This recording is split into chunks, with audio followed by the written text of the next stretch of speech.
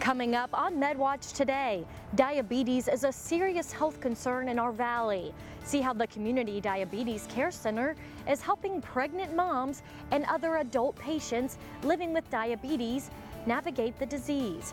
We're going to share steps you can take to help give your loved ones a life free of diabetes. Coming up. And Clovis Community wants to hear from you. See how an advisory council is getting hospital patients and families involved in improving the hospital experience by sharing their feedback. See how you too can have your voice heard. That's still ahead. And a new study suggests maybe those bedtime snacks aren't that bad after all, especially if you have trouble sleeping. Which foods can help you catch some more Z's? We've got that and more ahead in our health headlines coming up.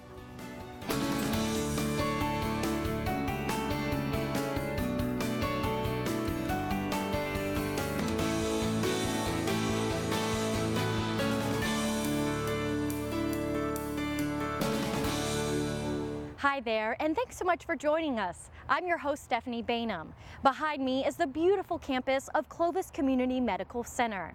And it's here every day that lives are saved and babies are born. Community thinks it's important to involve patients and families in the care they provide, which is why they set up a Patient and Family Advisory Council at Clovis Community. The council is made up of volunteers who meet once a month.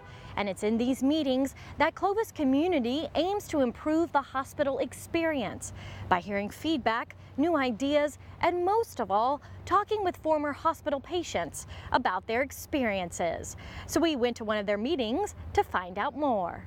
It's a meeting of the minds. Former patients, family members, and employees of Clovis Community Medical Center, all volunteering their time to get together and make a difference. And at the helm of the Patient and Family Advisory Council is Michelle Serrato, the manager of Service Excellence at Clovis Community. Really, our goal is to partner with patients and family members to improve the quality of care and services.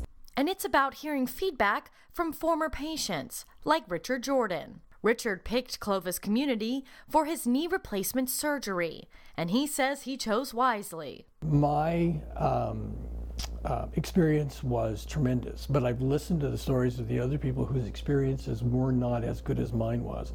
And my role here is to not set rules and expectations for the hospital, but help them set maybe some different guidelines that might get them to where they want to be. And besides patients, there are family members on the council as well, like Lisa Haynes Scott, a mom who spent 21 days straight at the hospital while her daughter was ill. Being here, it was wonderful because they have private rooms that they allow the family to stay, so you can pretty much be here around the clock. They have great communication. Lisa says she values volunteering and being a part of a council that listens to what she has to say. And I wanted to be able to share some of the things that I ran into, the good and the bad, so that the hospital, it was saying that it was the #1 hospital, that's why I brought her here, but so they could continue to be #1, they continue to make updates and hear from a patient and family member's perspective. It's here that patients and families drive the conversation, a conversation focused on making Clovis Community better for everyone. On this committee, if you can take and make one person's experience better by something that's come out of this committee, then we've accomplished a great deal. The council currently has 12 members and is always looking for new voices and new people to be a part of the team. If you're interested in joining the Patient and Family Advisory Council at Clovis Community, just head over to the website, communitymedical.org. There you can fill out a form and begin the application process. A lot of parents out there might be wondering if their kids' negative behavior is just them being a typical kid, or is it something more? Well, we talked with a pediatric specialist to shed some light on the issues and to remind parents that they're never alone. Amy, thanks so much for joining us. Thank you. So what is the big issue here when we're talking about behavior? When should parents be concerned? Well, really, if we're talking about temper tantrums, they're really age appropriate, and I would really expect a toddler to have temper tantrums. Children's behavior is really symptomatic of something else that's going on. So it could be just a developmental stage that the kids are going through. So when kids are around age 2, they go through what is known as terrible twos.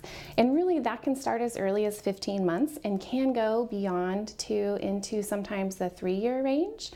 And really what that is a child moving from one developmental stage to another.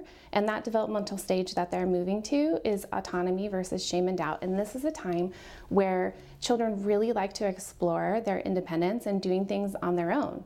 And so what kids don't like, and is where we see their acting out or their tantrums, is when their drive for autonomy or independence really conflicts with the limitations that parents impose. Ways that you can decrease those conflicts is by giving choices for kids. So do you want to sit here or here? Do you want to wear this shirt or this shirt? So really they're parent approved choices, but it makes the child feel like they're in control and that they're making the decision on their own. Coming up on MedWatch today, eating before you sleep? Yep, some experts say certain foods might actually help you sleep better.